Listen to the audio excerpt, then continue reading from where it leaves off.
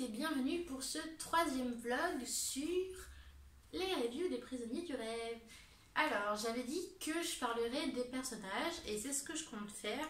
Par contre, je vais pas parler de tout ce qu'on aborde dans le chapitre 3, je vais m'arrêter au chapitre 2 parce que en finissant la dernière vidéo, je me suis rendu compte qu'il y avait aussi des choses à aborder sur les personnages dans le chapitre 2 et que du coup, je vais garder tout ce qu'il y a pour le chapitre 3 pour la prochaine fois. Voilà, donc, du coup, j'avais dit que j'allais parler de Cécile, sauf que Cécile, du coup, je peux pas trop en parler dans cette vidéo-là, puisque ce qui m'intéresse n'apparaît que dans le chapitre 3, malheureusement. Mais c'est pas grave, parce qu'il y a toujours le personnage de Max, et qu'il y a beaucoup à dire sur ce personnage, et en particulier sur le chapitre 2. Alors, pourquoi j'ai décidé de parler de Max dans cette vidéo, et pourquoi par rapport au chapitre 2 précisément, outre le fait que ce soit la vidéo qui porte sur le chapitre 2, c'est parce que le chapitre 2 a subi des modifications entre la version qui a été publiée il y a maintenant bientôt 2 ans et la version la plus récente qui se trouve sur Tapastic dans la description. Pourquoi?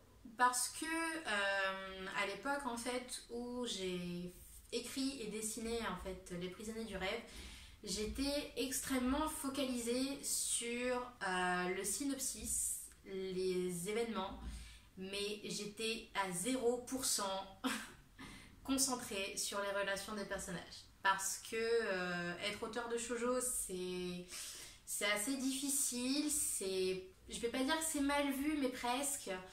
Parce que c'est associé aux filles et forcément tout ce que les filles elles aiment, c'est cucu la praline, t'as vu.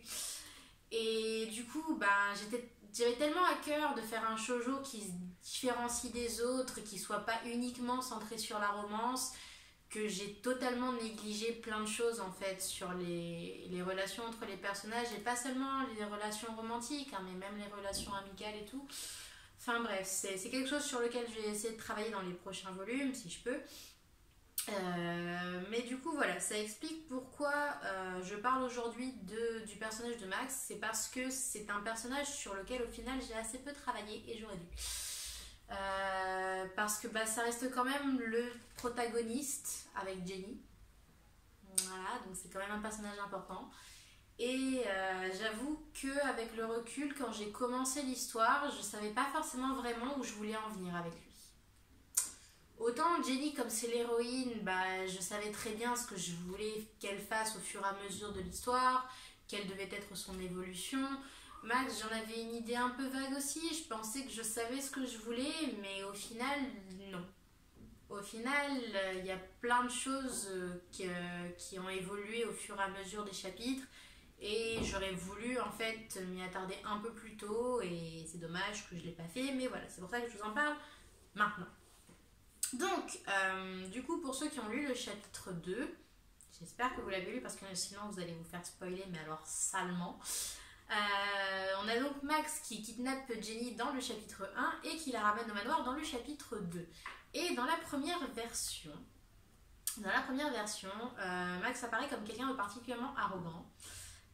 Qui considère Jenny comme une marchandise à délivrer aux membres de l'Alliance. Et il s'avère que, avec le recul, c'était plus ce que je voulais en fait. En fait, ce qui a été déterminant, c'était de savoir si, quand Max rencontre Jenny, il est déjà au courant de son existence ou non. Parce que ce qui est dit du coup... Vérifier, attention. Je veux pas me tromper de chapitre comme la dernière fois, ce serait un petit peu con. Oui, ce qui est dit dans le chapitre 2, c'est que Jenny est déjà connue des membres de l'Alliance. Donc l'Alliance, c'est l'Arc, du coup, l'Alliance de rebelles, dont je parlerai quand même prochainement, parce que sinon, pour ceux qui connaissent pas, vous allez être largués. Bref. Donc la question était de savoir, est-ce que Jenny... Jenny ne connaît pas Max, ça c'est évident depuis le début, je savais déjà qu'elle ne le connaissait pas. Mais la question de savoir si Max connaissait Jenny ou non avant de l'enlever et de la ramener au manoir, c'est une question que j'aurais dû me poser bien plus tôt et je regrette de ne pas l'avoir fait parce que ça a été déterminant pour plein d'autres événements par la suite. Donc du coup, ben, c'est à peu près arrivé vers le chapitre 5, donc dernier chapitre de ce volume, que je me suis dit que non, définitivement, je préférais que Max soit au courant de l'existence de Jenny bien avant. Et du coup, bah, ça a totalement changé son regard sur elle, en fait, et le type arrogant du début ne lui correspondait plus, en fait. En fait, je voulais que Max soit quelqu'un de vraiment très très doux, et vraiment gentil, attentionné, et tout ça, tout ça. Et c'est ce que j'ai du coup modifié dans les 2 pages que vous pouvez retrouver sur Tapastic dans la lecture en ligne.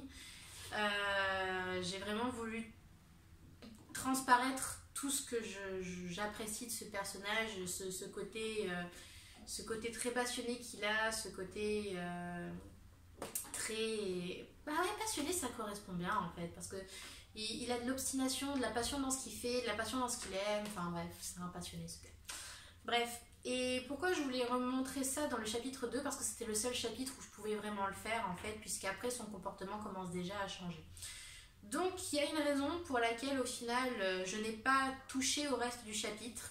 Pourquoi il continue à se comporter comme un sale gosse avec Jenny malgré le fait qu'à l'intérieur il est doux comme un beau mot. Voilà, il est doux. Il y a une raison. Elle est très très conne. Elle est tellement stupide, mais en même temps ça colle tellement bien au personnage que ça passe en fait. Vous le découvrirez dans le volume 3, pas avant malheureusement. Mais voilà, il y a une raison pour laquelle il se comporte comme un total abruti et pourquoi c'est voulu. J'ai réussi à trouver une raison. Parce que c'était pas voulu à la base. À la base, c'était juste son comportement. Il était juste en mode je fais l'abruti parce que j'ai tellement confiance en moi et tout ça, tout ça.